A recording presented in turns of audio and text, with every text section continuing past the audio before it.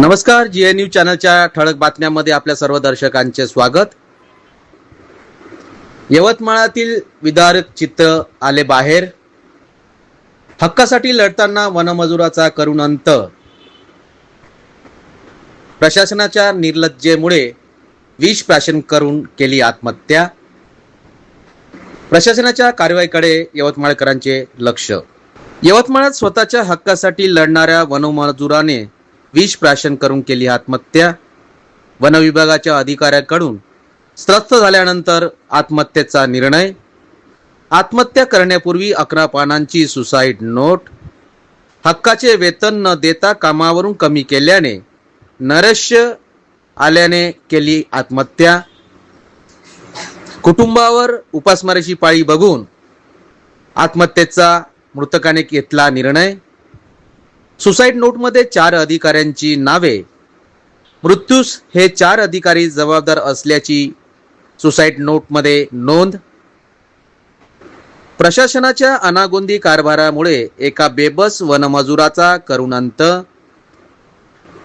मृत्यूनंतर न्यायासाठी कुटुंबाने मृतदेह नेला जिल्हाधिकारी कार्यालयामध्ये। जिल्हाधिकारी परिसरात पोलीस प्रशासन व अधिकाऱ्यांची उडाली झोप। न्यायासाठी मृताच्या मुलीने कसली कंबर। वडिलांचे मृत्यूनंतर प्रशासन दोषींवर कारवाई करणार का? यवतमाळकरांचे लागले लक्ष।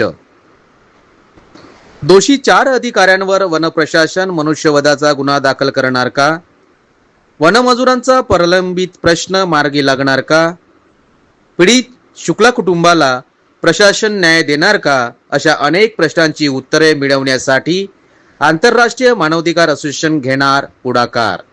तोपर्यंत सत्य काय ते मृतकाच्या मुलीच्या वेदनेतून आपण ऐकूया। माझे वडील रमाशंकर राममनोहर शुक्ला राहणार पुसद, त्यांनी कंत्राटी वनमजूर म्हणून आपल्या सामाजिक वनीकरणामध्ये जॉबला होते। पण काही रिसेशनमध्ये 3339 कर्मचाऱ्यांना मंदीमध्ये कमी करण्यात आलं होतं। पण त्यानंतर शासनाच्या धोरणानुसार 1996 नुसार त्यांना परत कामावर कायम करा असा GR येऊन सुद्धा जे मधातले अधिकारी होते त्यांनी कधी त्यांची लिस्ट जी होती, माझ्या पप्पांचं महाराष्ट्र यादीमध्ये 3ऱ्या नंबरवर नाव असून सुद्धा त्यांना 20 वर्ष सेवेमध्ये कायम करून घेतलं नाही, सोबत त्यांच्या मजुरांना। सध्या माझ्या पप्पांनी विष घेतलेला आहे।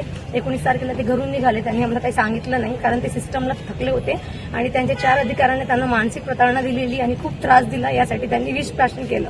3 दिवस आपल्या गव्हर्नमेंट हॉस्पिटलला यवतमाळला त्यांच्यावर उपचार झाला आणि आज सकाळी त्यांची प्राणज्योती मालम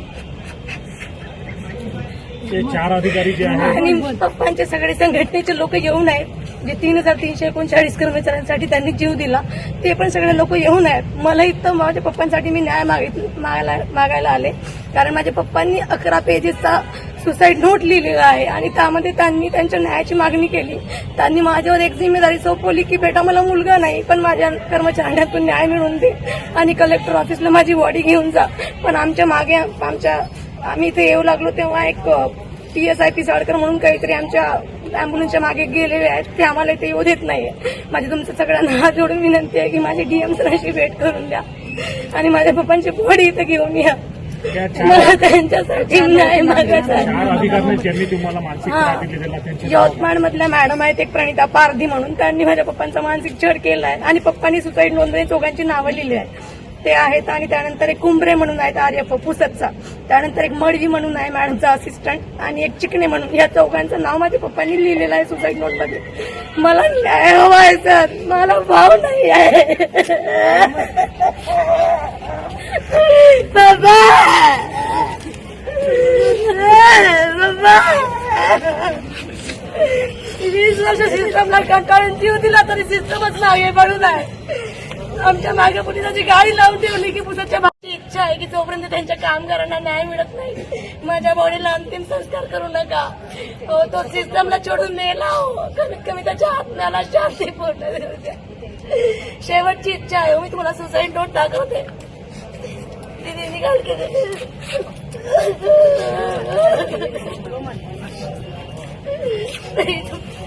मेरा तो समजायला घ्या भावी, मी माझ्या नावानं लेटर लिहिलंय ती बारणी मेलो तरी तुझं दुःख बाजूला चालू, तू माझ्या कामगारांना न्याय मिळवून दे।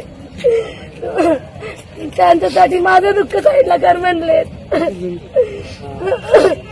आणि माझ्या चारी गुन्हेगारांना शिक्षा मिळून दे म्हणले. 3,339 कर्मचाऱ्यांना न्याय मिळून द्यायला त्याला जीव दिलाय, तर आम्हाला इथं पण लपून छपून यावं लागलं. आणि अजून ते माणूस गाडी घेऊन लागलाय माझ्या. मागं लागला आमच्या. काही इंग्रजीत काहीच मागत नाही हो. माझ्या पप्पांचं इतकं यादीमध्ये नाव आहे. ते 3,339 मजूरची 20 वर्षापासून करत आहे, सगळ्यांच्या यादीत नाव आहे. कोर्टाचा डिसिजन आहे, सगळे प्रूफ आहेत माझ्या पप्पांकडे आणि आमच्याकडे पण. त्यांनी कधीची हेड ऑफिसनं माहिती बोलवलेली आहे, 1996ला माहिती बोलवली की त्यांचे 5,000 वर्ष कंप्लीट झाले, त्यांना तुम्ही समावून घ्या. पण यांचं असं म्हणणं आहे अधिकाऱ्यांचं की आम्हाला काय फायदा, म्हणजे दलिंदर भ्रष्ट लोक जेव्हा खायला भेटते तेव्हा कामं करतात, पण 15 महिन्यापासून डेली विजेसवर हाताला सुद्धा कामं नाहीत यांना, तर हे कुठून पैसा देणार आहेत की आम्हाला कायम करा. अरे पण शासनाच्या नियमाची तुम्ही अंमलबजावणी केली नाही.